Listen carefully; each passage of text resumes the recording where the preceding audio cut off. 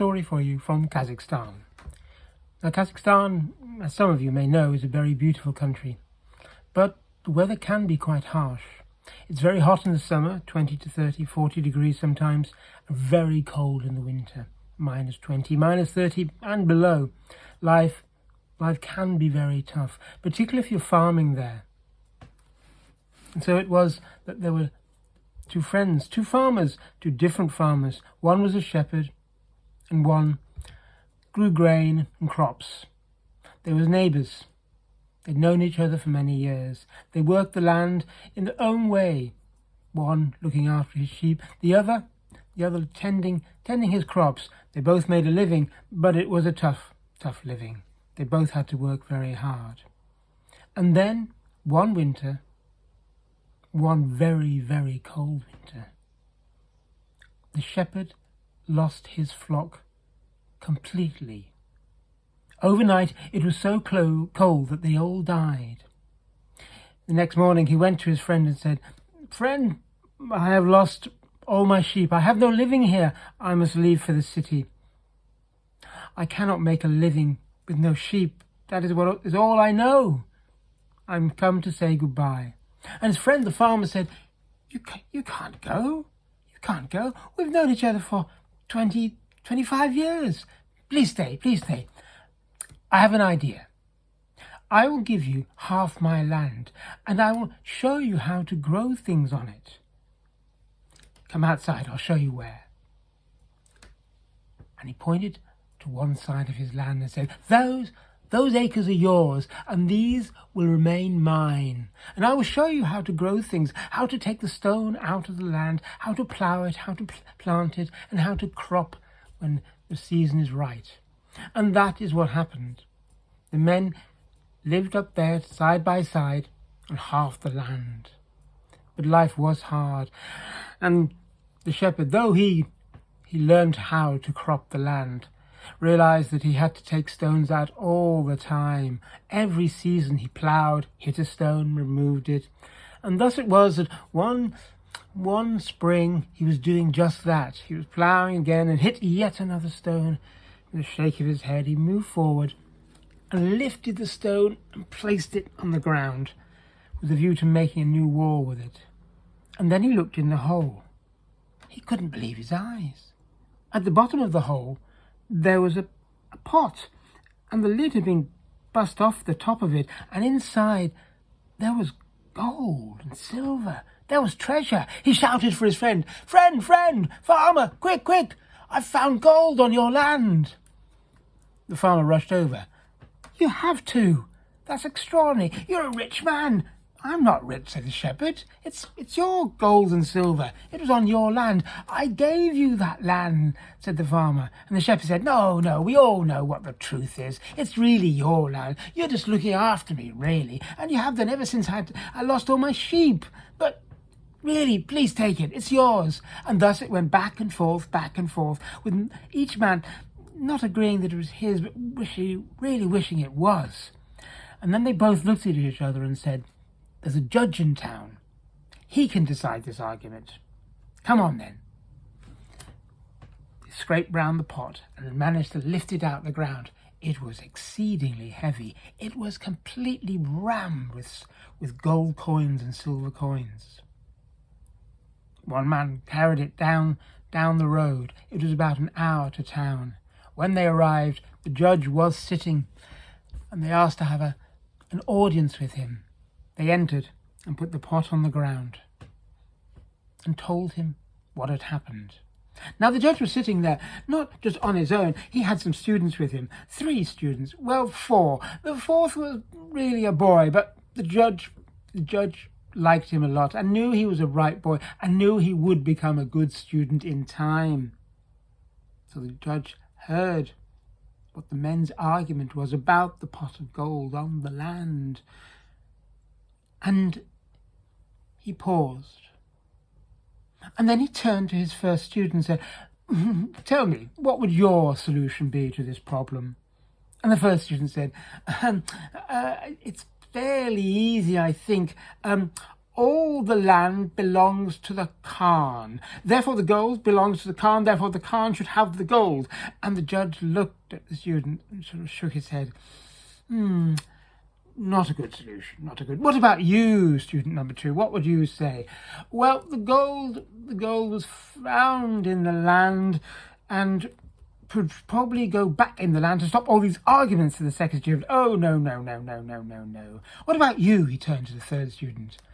And the student said, you will be owed money. You will be owed a lot of money for this judgment. I suggest you take the whole pot in payment. I can't do that, said the judge. And then he turned to the young boy. And you, what do you feel? What do you feel is the answer to this predicament? The boy looked at him. Me, sir? You want me to offer an opinion about this? Yes, I do, said the judge. And come on, what's your thoughts? Let us have them. And he stroked his beard. The boy smiled and said, I don't think there's an easy solution here, but I've had a dream about something, and seeing the money reminded me of that.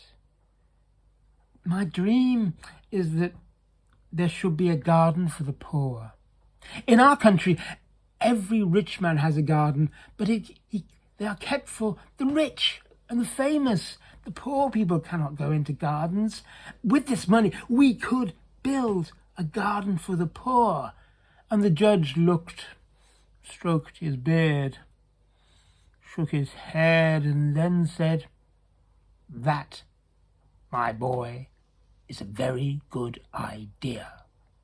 I will give the land behind the courtroom to you, and he pointed at the boy, to you to create such a garden. And I wish you to go to the market in the city to fetch seeds and plants to plant up such a garden for the poor. It will be a great garden by the time you finish, for there is much money in the pot. Now, take the money, go to the city, and buy seed for this beautiful garden. The boy was astonished, but knew that he had to follow instructions, so picked up the pot of gold. It was really heavy, and set off toward the city. It took him a couple of hours to get there. And truth be known, he'd never been to the city. He'd never seen so many people. The sights and smells when he entered the city overwhelmed him as he looked round and saw the merchants arriving and saw the people in their finery and dressed like people he'd never seen before. He asked, where is the market? I need to buy seed. And one man said to him, it's down there, sir, near the river. So the boy slowly made his way down towards the river. And indeed there was a market, and there were things from all around the world, and camels arriving, covered in carpets and with spices. And again, the smells that hit the boy. He was completely overwhelmed. And then he saw the seed merchants with their seeds from all around the world. And he started making his way towards their tents. But on the way there, he saw something extraordinary. A new camel train arrived, and it was covered with birds that had been tied up by their feet from hanging upside down. Hundreds, no, thousands of birds on this huge camel train. They were dirty. Some were lying still, some were trying to flutter and escape, but the birds were extraordinary colours, blues, reds, golds, whites, the birds he had never ever seen before. He was astonished. And then he looked at the money pot and thought, I could buy these birds. I could buy these birds and set them free with the money. Set them free. And he ran up to the merchant and said, Sir, sir, sir, what is going to happen to these birds? They are for the pot, and those that have good feathers are for the throne room of the Khan. They will be bought by the Khan, no doubt, and I will become a rich man. And the boy said, you can't do that.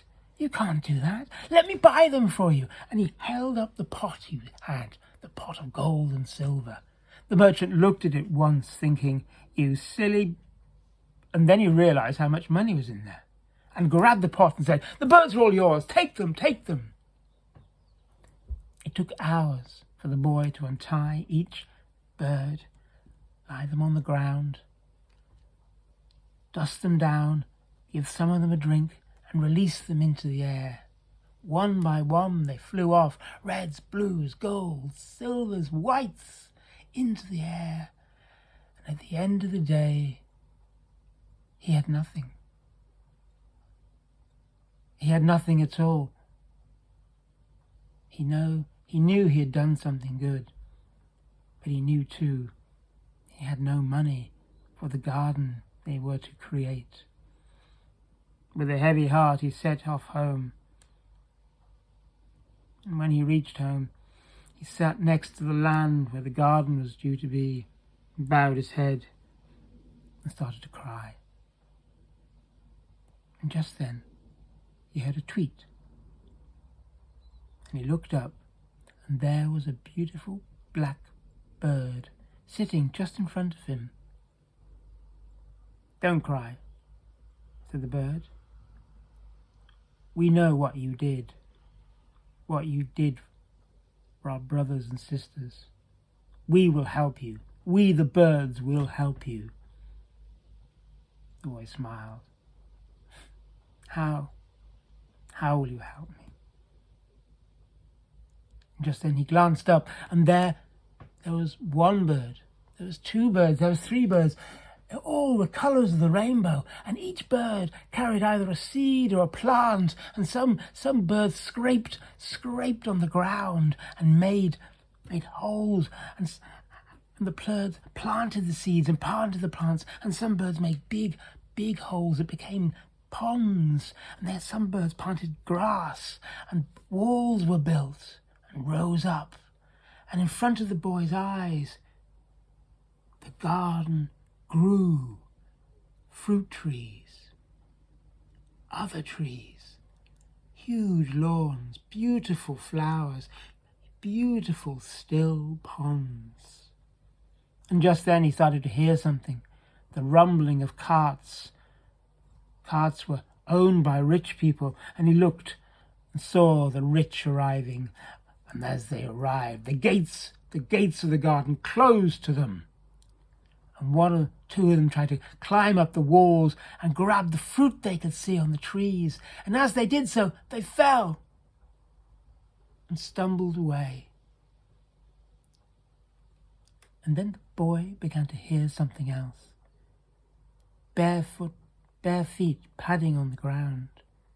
Not one or two, but hundreds of people. It was the poor arriving. The poor came into the garden. The gates opened for them. And they went around the garden, tasting the clearest, most beautiful water from the pond they'd ever tasted, and eating the succulent fruit, and just lying in the shade. And at the end of the day, those that had homes went home, and those that did not, they were allowed to stay, and the gates closed again, and they were kept safe. It is said that garden still exists, if you know where it is. It is said it was created by an argument between two good friends, and also by the generosity of the birds and the little boy who had a dream.